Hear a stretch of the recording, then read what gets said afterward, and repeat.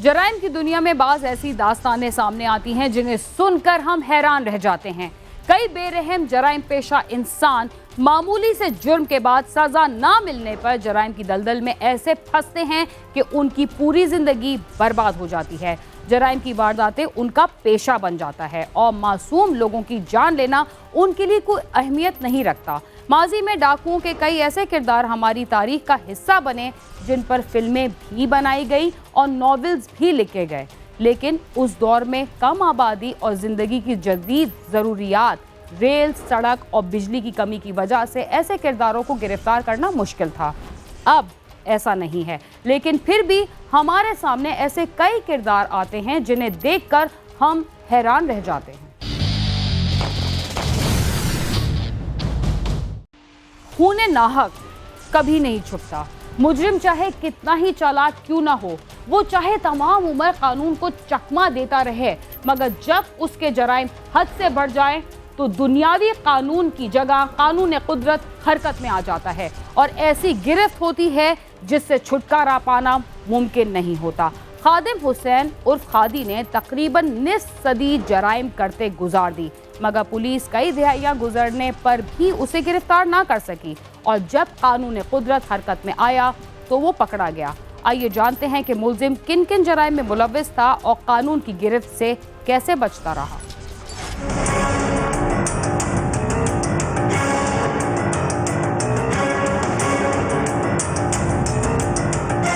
जेवरा से जकड़ा ये मोमर शख्स है खादम हुसैन उर्फ खादी, जिसकी तमाम उम्र गुजरी जराइम करते हुए और वो भी हर बार नित नए अंदाज में।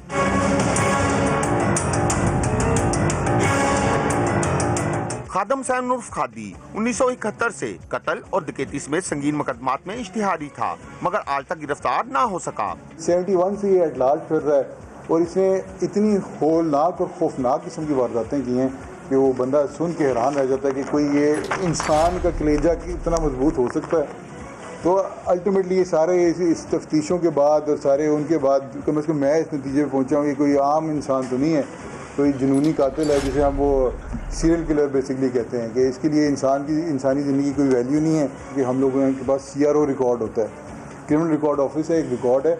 ये माशाल्लाह एक बहुत बेहतरीन एक काविश है पंजाब पुलिस की कि जितने भी हमारे पास लोग अरेस्ट होते हैं, एक्यूज़ होते हैं, हम उन सब का रिकॉर्ड मेंटेन करते हैं और डिजिटल रिकॉर्ड होता है, वो ज़ाया नहीं हो सकता। वो हमारे पास एक रिकॉर्ड है, वो चल रहा होता है मुसलसल और उसमें इजाफा होता जाता है जैसे जैसे कोई बंदा अरेस्ट होता जाता है। इसका वो रिकॉर्ड ही नहीं है। इन्वेस्टिगेशन सदर डिवीजन लाहौर की खुसूसी टीम ने तमाम तर साइंटिफिक तरीके नाकाम होने के बाद उसे रवायती मुखबरी और खोजियों का तरीका इस्तेमाल करते हुए गिरफ्तार कर लिया। हमें टेक्निकल जो अपना डिजिटल फैसिलिटीज़ यूज़ करके, मॉडर्न गैजेट्स यूज़ करके हमने इसको पकड़ना था। अब मॉडर्न गैजेट्स में आपके पास मोबाइल है, आपके पास जियो फेंसिंग है, आपके पास इस तरह की चीज़ें हैं। जियो फेंसिंग और जो मोबाइल का इसको अंदाज़ा है अच्छे तरीके से, ये इसलिए ये इस्तेमाल ही नहीं उसका करता था। हमने अल्टीमेटली इसको ट्रेस किया है थ्रू हिज ग्रैंड सन, जिसको ये लेके फिरता था अपने ऑपरेटर के तौर पे। तो हमने उसके थ्रू इसको ट्रेस किया। एक हमें टिप मिली थी, उसके थ्रू हमने इसको ट्रेस करते करते करते तक पहुँचे और हमने बेसिकली इसको लेके आए बहावलपुर से। वहाँ पे हमारी रेडिंग पार्टी गई थी, 3 दिन हमारी रेडिंग पार्टी वहाँ पे रही, डिफरेंट जगहों पे रेड करती रही। हम शो भी नहीं कर सकते थे अपने आप को कि हम आए हैं, और हम इसको लिए बगैर आ भी नहीं सकते थे, क्योंकि अगर तब अभी ना हम लेके आते फिर शायद कभी ना पकड़ा जाता। खादिम हुसैन उर्फ खादी ने जराइम का आगाज़ कहाँ से किया और इतना अरसा गुजरने के बाद गिरफ्तार क्यों ना हो सका? आइए जानते हैं कि पुलिस तफ्तीश में क्या बातें सामने आई। खादम हुसैन उर्फ खादी का ताल्लुक बहावलपुर से है। उसने 48 साल कबल अपने कजन को तशद्दुद का निशाना बनाने के बाद उसका अंगूठा काट लिया और फिर उसकी मदद से मुख्तलिफ कागजात पर निशानात लगाकर तमाम जायदाद हथिया ली। इसने अपने हकीकी कजन, जो इसका फर्स्ट कजन था, उसकी ज़मीन हथियाने के लिए उसने उसका अंगूठा एम्पूटेट कर दिया, उसको पकड़ के, और उससे स्टैम्प पेपर पे उस अंगूठे से इसने वो उसके अंगूठे के निशान लगाए और वो सारी ज़मीन इसने कब्ज़ा कर ली। उसकी बीवी को बट मार मार के उसकी पसलियाँ तोड़ दी और 2016 में उसी की बेटी को अगवा कर लिया। वो अभी तक बेटी जो है वो मिली नहीं है हमें। ये इसकी अपनी फैमिली है जिसके साथ ये कर रहा है, तो आप सोचें बाकियों के साथ ये क्या करेगा।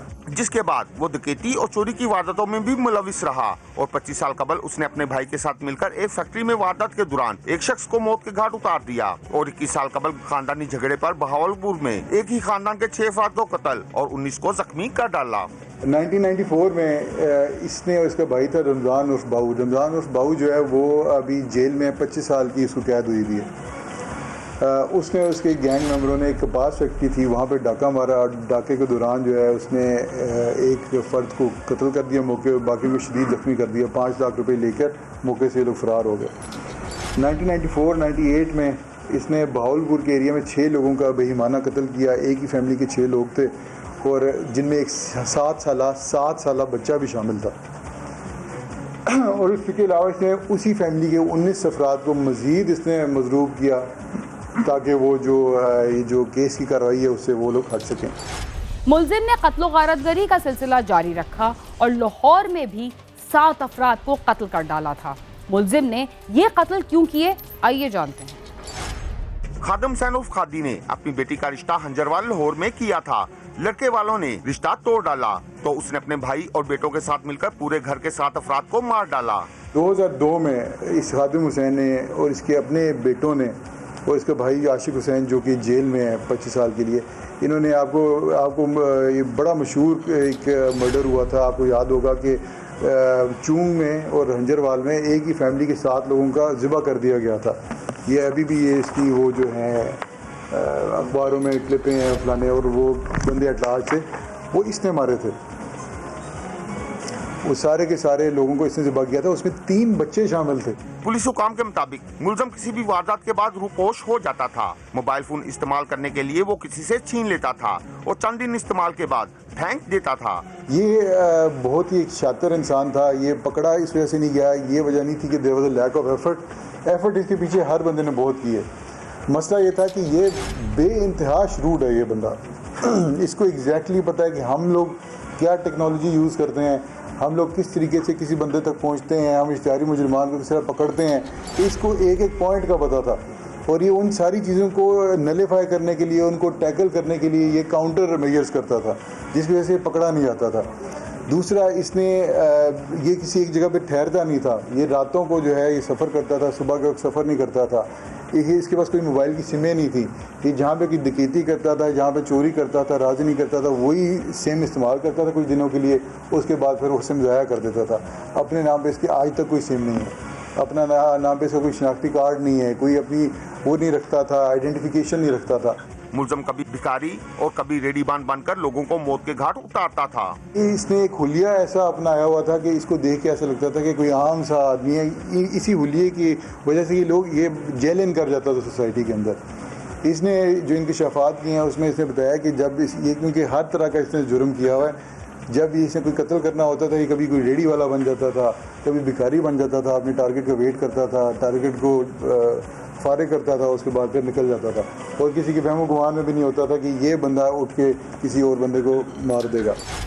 कत्ल गारत की एक वारदात के बाद जराइम पेशा अफराद के लिए मजीद वारदातें करना कोई मुश्किल काम नहीं रहता, लेकिन एक ना एक दिन ये सिलसिला ख़त्म हो जाता है, इसलिए कि ना तो कोई सदा जवान और ताकतवर रहता है और ना ही उसके जराइम लोगों की नज़रों से ओझल रहते हैं। प्रोग्राम क्राइम सीन में वक्त हुआ एक मुख्तसर से वक्फे का, जिसके बाद हम मुलजिम खादी के जराइम के बारे में आपको मज़ीद भी बताएंगे। तब तक आप समा के साथ ही रहिए।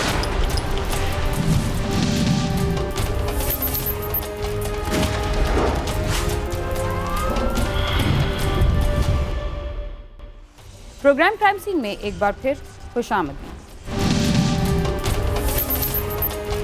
वक्फे से कबल आप एक ऐसे शख्स के जराइम की दास्तान सुन रहे थे जिसके लिए एक दो क्या कई अफराद को कत्ल करना और लूटना कोई बड़ी बात नहीं थी, लेकिन आखिरकार वो पुलिस के हत्थे चढ़ ही गया। आइए देखते हैं कि खादी नाम के इस मुलजिम के जराइम का निशाना बनने वालों के वर्सा का उसकी गिरफ्तारी पर क्या कहना है और मुलजिम ने अपने जराइम के मुताल्लिक क्या इंकशाफात किए। खादम हुसैन उर्फ खादी के हाथों कत्ल होने वाले बहावलपुर और लाहौर के खानदानों के अफराद का कहना है कि मुलजम को जल्द अज जल्द कैफे करदार तक पहुंचाया जाए ताकि उन्हें इंसाफ मिल सके। मुलजम अब तक कानून की गिरफ्त से बचा हुआ था और आखिरकार पकड़ा ही गया। मुलजम बहावलपुर में खौफ की अलामत बना हुआ था। हमारा नुकसान क्या पूछ रहे हो भाई, बेटे क्या पूछ रहे हो? हमारा कत्ल ऐसे किया है जैसे सरेकी में मैं बात कर रहा हूँ, हमारा कत्ल ऐसा किया जैसे गाजर मूली काटी जाती है, ऐसे कत्ल किया है जालिम ने हमारा। मुलजम खादम हुसैन उर्फ खादी ने पुलिस हिरासत में बताया कि उसने खानदानी झगड़े और बेटी को तलाक देने पर लाहौर में कत्ल किए थे। इसी तरह दौरान वारदात भी कई अफराद को मौत की नींद सुलाया। बहुत भागा मगर पकड़ा ही गया। साड़ी लड़ाई सी, उन्होंने पहले मेरे भाई ਨੂੰ सार मारे, हाफिज गुलाम हसन ने, असि फिर उन्होंने दो भरावां ਨੂੰ सार मारते। इस तरह फिर लड़ाई साड़ी चलती रही, साड़ी लड़ाई चलती 30 साल हो गए। उन्होंने 6 बंदे हमारे दिनों जख्मी करते।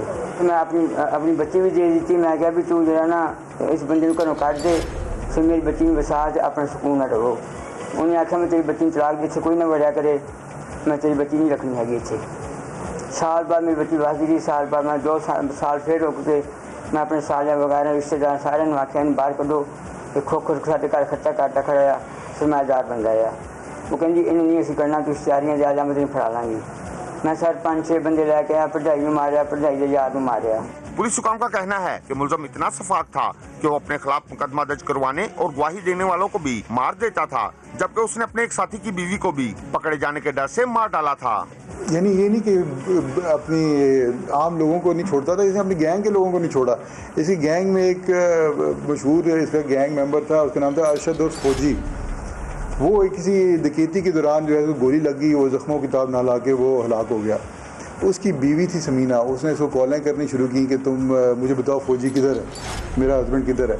इसने तंग आके उसको बुलाया, ये भावनगर की में ये हुआ था। इसने एक नहर है उसके करीब कब्रिस्तान में उसको बुलाया कि इधर आओ, वो यहीं पे कहीं पे है, जख्मी है, तुम्हें मैं उससे मिलाता हूँ। उधर बुला के इसने उसको बेसिकली कत्ल कर दिया, सर में उसकी गोली मार के उधर ही कब्रिस्तान में से दफना दिया। पुलिस हुकाम का कहना है कि मुलजिम के खिलाफ तफ्तीश मुकम्मल करके जल्द ही चालान अदालत में भिजवा दिया जाएगा, जबकि उससे तफ्तीश की रोशनी में उसके मजीद साथियों की गिरफ्तारी भी मुतवक्का है। कैमरामैन नदीम कासिम के साथ आमिर शहजाद, समा, लाहौर।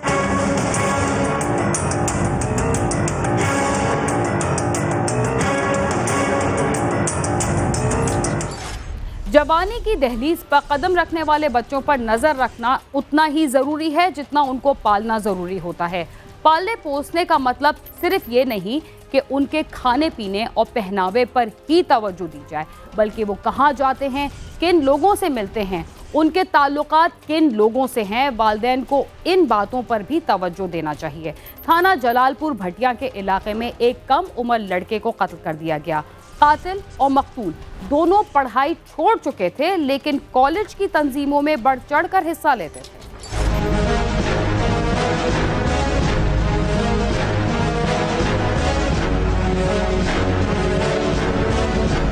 थाना जलालपुर भटिया को अमजद नामी शख्स ने इतला दी कि उसका भतीजा आदिल मुराद उर्फ मोहसिन बाजार से सामान लेने के लिए गया था, जिसे वापसी पर जरगाम नामी नौजवान ने रोका और उसके साथ तल्ख कलामी की, फिर उसे गोली मारकर फरार हो गया। आदिल मुराद अस्पताल में दौरान इलाज दम तोड़ गया। ये 3 मई की बात है, जो अमजद अली है इसका जो मकतूल का चाचा, उसने पुलिस को बताया था कि ये जो इसका भतीजा मकतूल है, इसको अपने दोस्तों के साथ बाज़ार से सौदा सलब लेने गया हुआ था, वापस आ रहा था। तो रास्ते में मैं जलालपुर रोड जो है पिंडी भटिया की तरफ जाती है, इसमें ही एक जगह पे जरगाम ने उसको रोका और उनका गाली गलौज हुआ और उसने उसको फायर कर दिया।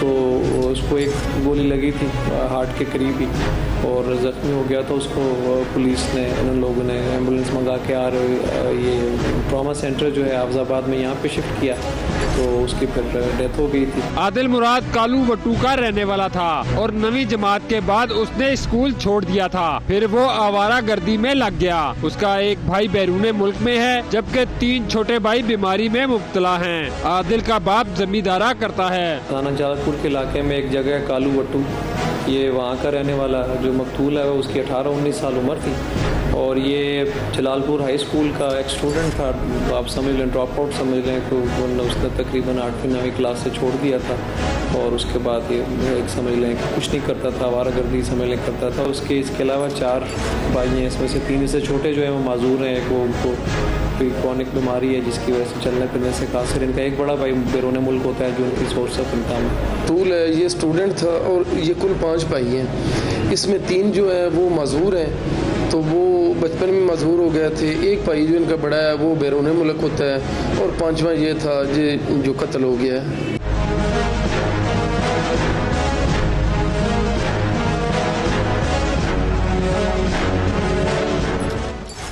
आदिल को जरगाम ने कत्ल किया जो जराइम पेशा जहनियत रखता था। दोनों में कोई इतना बड़ा इख्तिलाफ भी नहीं था जिस पर बात कत्ल तक पहुंचती। जरगाम भी जलालपुर भटिया का रहने वाला है, वो भी आवारा मिजाज है और जराइम पेशा ज़हनियत का मालिक है। उसने भी अपनी तालीम अधूरी छोड़ दी थी लेकिन कॉलेज की तंजीम नहीं छोड़ी। जरगाम जो इसका कातिल है वो भी वहीं क्या पिंडी भटिया के इलाके जलालपुर के इलाके में माने का एक जगह है वहाँ का रहने वाला था।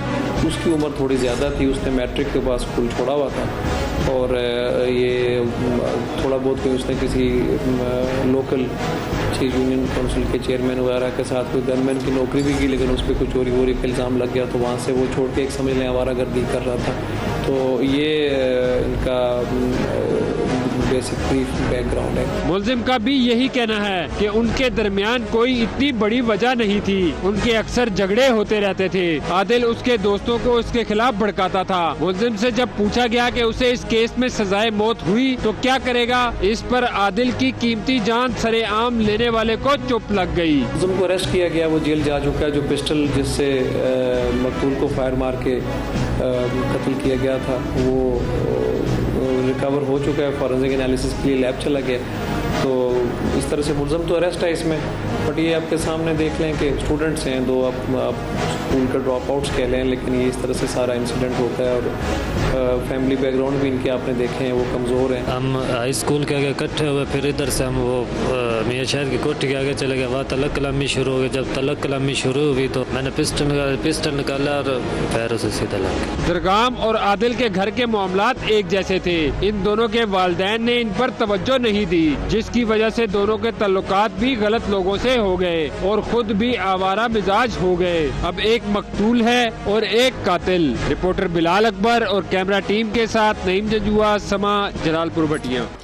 जो नौजवान तालीम के बाद या अधूरी तालीम के बाद कोई कामकाज भी ना करें और अपने मुस्तकबिल की तरफ तवज्जो भी ना दें, उनकी जिंदगी जराइम में घिर जाती है और उनके घर वाले भी उन्हें रोकने में नाकाम रहते हैं। इसके साथ ही क्राइम सीन अपने इख्तिताम को पहुंचता है। अगर आप हमसे रब्ता करना चाहते हैं तो हमारा पता है cs@sama.tv। इसके अलावा फेसबुक, यूट्यूब और ट्विटर पर भी हमसे रब्ता कर सकते हैं और हमारा प्रोग्राम भी देख सकते हैं। बीना खान और क्राइम सीन की टीम को इजाज़त दीजिए और देखते रहिए समा।